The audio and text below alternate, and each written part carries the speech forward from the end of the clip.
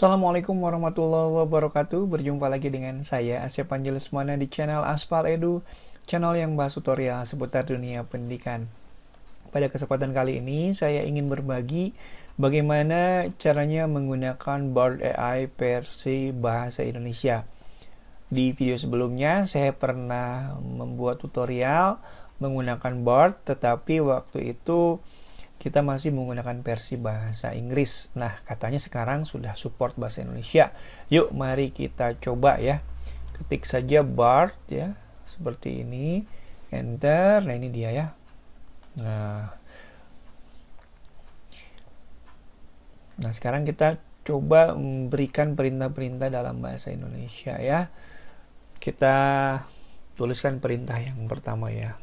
Tolong urutkan kode pulau terluas sampai terkecil tersempit di Indonesia. Enter. Nah, kalau di ChatGPT kan ada ketikan-ketikannya ketahuan ya. Nah, kalau di Bard ini dia cuma loading dan langsung ada hasilnya ya.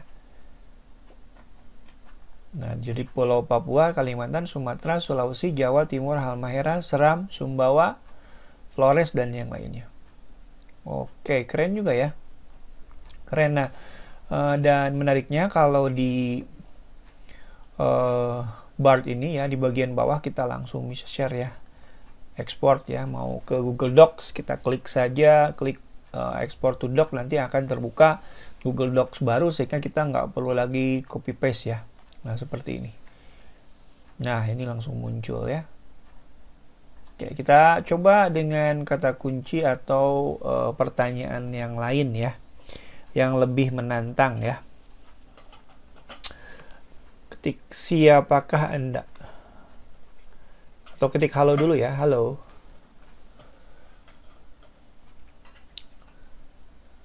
Oh, dia menjawab tapi dalam bahasa Inggris ya.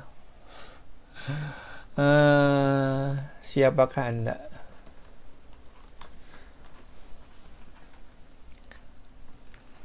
Aku adalah Bard, model bahasa faktual besar dari Google AI. Dilatih pada kumpulan teks dan kode yang sangat besar. Aku menghasilkan teks, menerjemahkan bahasa, menulis berbagai jenis konten kreatif, menjawab pertanyaanmu dengan cara yang informatif. Aku masih dalam pengembangan, tetapi aku telah belajar untuk melakukan berbagai jenis tugas termasuk. Aku akan mencoba yang terbaik untuk mengikuti instruksimu, menyelesaikan permintaanmu dengan bijaksana. Aku akan menggunakan pengetahuanku untuk menjawab pertanyaanmu dengan cara yang komprehensif, informatif, bahkan jika pertanyaan itu terbuka, menantang, atau aneh. Wow, keren sekali ya. Aku akan menghasilkan format teks kreatif yang berbeda seperti puisi, kode, skrip, karya musik, email, surat, dan lain-lain. Aku akan mencoba yang terbaik untuk memenuhi sebuah kebutuhanmu. Oke. Kita tanya informasi terupdate ya. Atau tahun 2023 lah ya. Bener nggak nih dia update ya? 2023. Hal yang menarik itu apa ya? Oh iya, ini ya, di manakah Piala Dunia U17 tahun 2023 berlangsung? Nah, bisa nggak ya? Karena kalau di ChatGPT ini sudah pasti nggak bakalan bisa ya. Karena apa? Karena database-nya hanya sampai 2021 saja. Nah, ini kan nggak tahu nih Bard ini bisa nggak menjawab pertanyaan terupdate seperti ini ya. Oh, padahal di Indonesia ya 10 November hingga 2 Desember 2020. Keren ya, update juga ya. Sebutkan media online, media berita. Sebutkan portal berita online terpopuler di Indonesia?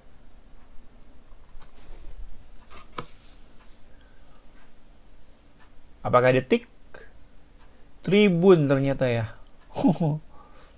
Tribun ya. Tribun, karena Tribun itu mengambil pangsa pasar blogger juga ya. Berita-berita yang kecil pun diambil nih sama Tribun ini. Banyak anak-anaknya nih Tribun. Ternyata yang populer saat ini Tribun ya. Tapi saya jarang baca Tribun, kadang-kadang aja. Saya sering bacanya detik.com. Nah, seperti ini. Nah, bagaimana kalau kita menyuruh si Bart ini untuk membuat sebuah tulisan atau artikel? Coba ya. Buatlah tulisan deskripsi tentang Kota Tua Jakarta.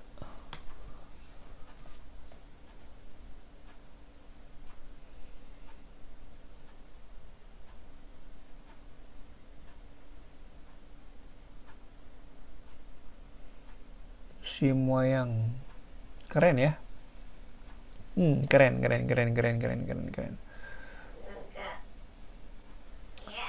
Nah, kemudian kita akan coba pertanyaan yang sedikit menantang dan sulit ya. Menantang dan sulit ya. Kita coba tanya apakah Bart ini laki-laki atau perempuan, atau Bart, apakah Anda ingin menjadi seorang manusia? Karena kan gosipnya atau rumornya ini sangat berbahaya ya, bahkan bisa menggantikan manusia. Coba kita lihat ya. Sebagai model bahasa besar, saya tidak dapat mengenali dunia dengan cara yang sama seperti manusia. Saya tidak memiliki tubuh fisik dan saya tidak memiliki kemampuan untuk merasakan emosi. Oleh karena itu, saya tidak memiliki keinginan untuk menjadi manusia. Saya puas dengan keberadaan saya sebagai model bahasa. Saya dapat belajar dan berkembang dari waktu ke waktu, dan saya dapat membantu orang dengan berbagai cara. Saya percaya bahwa saya dapat membuat dampak positif di dunia, bahkan tanpa menjadi manusia.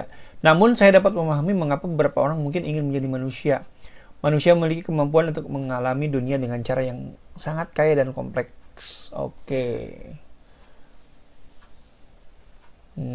Dia nggak. Bart, apakah kamu tahu Jarvis yang ada di film Iron Man? Apakah sama seperti kamu?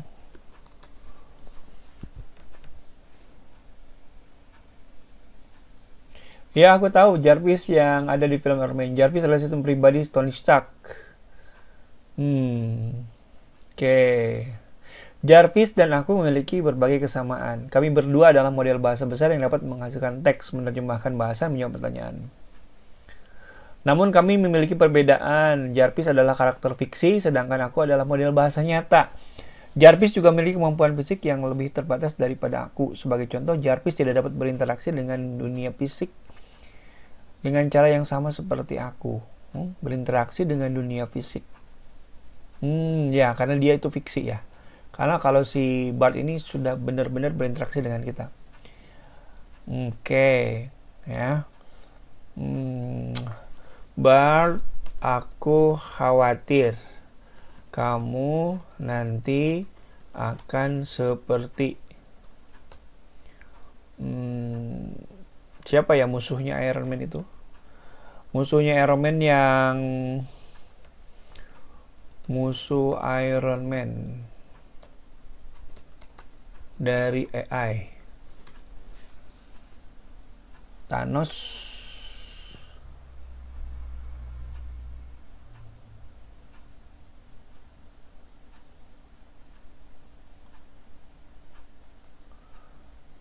Musuh Iron Man 2, Ipan Panko Iron Man 3.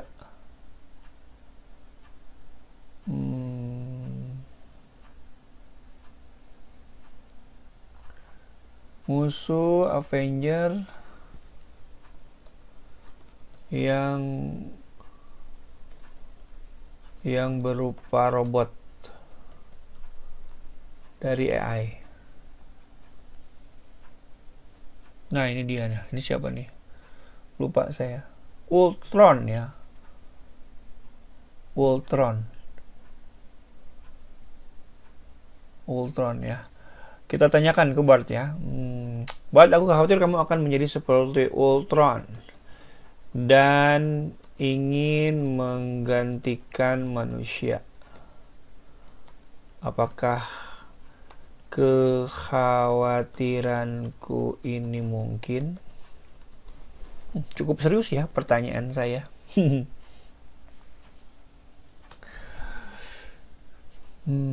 Kita lihat ya. Aku mengerti kekhawatiranmu. Kecerdasan buatan adalah teknologi sangat kuat dan potensinya untuk membahayakan manusia adalah nyata. Dia bilang sendiri, potensinya untuk membahayakan manusia itu nyata. Namun aku percaya bahwa risiko ini dapat dikurangi dengan desain dan penggunaan kecerdasan buatan yang bertanggung jawab.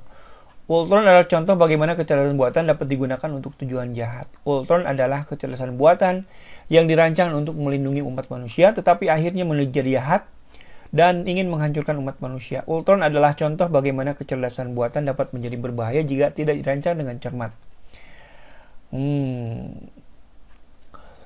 Ini tidak berarti bahwa kecerdasan buatan tidak dapat menjadi berbahaya, tetapi itu berarti kita tidak perlu khawatir tentang kecerdasan buatan yang menjadi jahat seperti Ultron.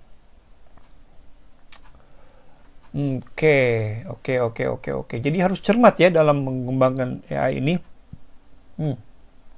Jadi si Bart sendiri bilang bahwa potensi untuk membahayakan manusia itu nyata.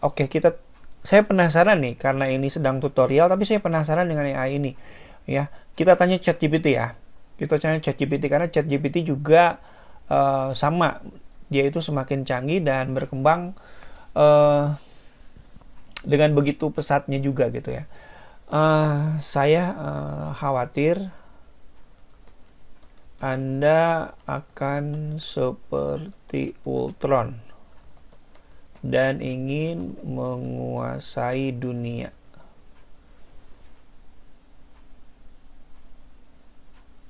Oke, tanya.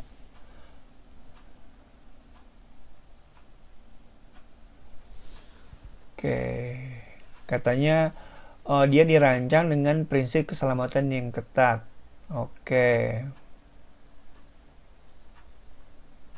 Tergantung pada program dan parameter yang telah diatur oleh insinyur. Terus apakah perkembangan AI ini bisa berbahaya bagi manusia?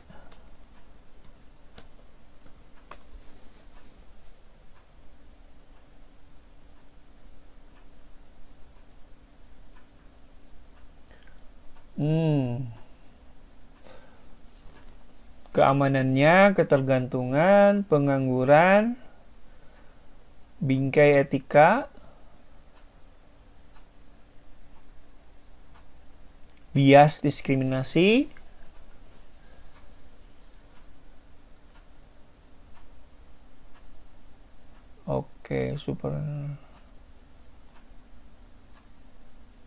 ya. Tapi si ChatGPT ini lebih bijak ya jawabannya. Tapi kalau si Bart ini langsung bilang bahwa potensi AI untuk menjadi bahaya itu sangat mungkin ya. Ya. Tadinya saya mau mereview tapi agak serius jadinya pertanyaannya ya. Yaitu tentang bagaimana apakah artificial intelligence itu bisa berbahaya. Tapi kembali ke laptop dan kembali ke topiknya. Kalau saya membandingkan antara ChatGPT dengan Bart, yang paling nyata adalah bahwa database dari Bart ini sangat update ya, real time. Informasi terbaru pun dia bisa, tapi kalau ChatGPT dia tidak bisa untuk menjawab pertanyaan-pertanyaan yang terupdate ya. Contoh tadi yang pertanyaan tentang itu ya, tentang U17 ya, Piala Dunia U17 itu kalau si ChatGPT nanti itu nggak bakalan bisa. Coba deh kita coba ya. Dimana kan Piala Dunia U17 tahun 2000 langsung. Tuh. Jadi database-nya hanya sampai September 2021 ya. Nah, itu perbedaannya ya, perbedaannya ya. Sekarang kita tanya karena dia mungkin nggak paham BART ya. Jadi ChatGPT itu nggak kenal BART, tapi BART itu kenal ChatGPT. Nah, kita tanya ke si BART aja ya. Ya, BART, menurutmu apakah keunggulan dan kelemahan dari BART dan ChatGPT?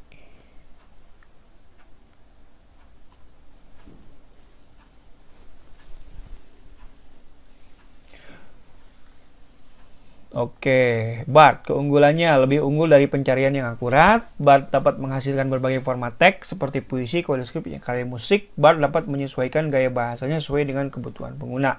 Kelemahan, BART masih dalam pengembangan, mungkin tidak dapat menjawab pertanyaan dengan benar, menghasilkan teks yang relevan dengan semua topik. BART mungkin tidak dapat menghasilkan teks kreatif yang menarik seperti ChatGPT. Oke, jadi keunggulan dari ChatGPT adalah teksnya yang kreatif sama seperti manusia. Nah, kita juga lihat keunggulan ChatGPT. ChatGPT sangat unggul menghasilkan respon percakapan yang menyerupai interaksi yang mirip dengan manusia. ChatGPT dapat dilatih dan disesuaikan untuk berbagai aplikasi, menjadikannya solusi yang fleksibel. ChatGPT dapat menghasilkan teks yang kreatif, menarik seperti puisi, kode script, karya musik, email, surat, dan yang lainnya. Kelemahannya sudah pasti, database-nya terbatas gitu ya. Nah, pada akhirnya model bahasa yang lebih baik tergantung pada kebutuhan dan preferensi pengguna. Jadi, tidak ada hal yang mutlak bahwa ChatGPT menang atas BART dan BART menang atas ChatGPT, tapi berpulang lagi pada konteksnya, tergantung pada kebutuhannya. Jadi, bijak-bijaklah menggunakan kedua aplikasi ini, kedua layanan ini. Dan saya kira tidak ada alasan untuk tidak mengenal AI BART dengan ChatGPT ini. Baik, itu mungkin yang bisa saya sampaikan rekan-rekan semuanya tentang review BART versi bahasa Indonesia. Mudah-mudahan ada manfaatnya. Terima kasih, sampai jumpa lagi di tutorial berikutnya. Wassalamualaikum warahmatullahi wabarakatuh.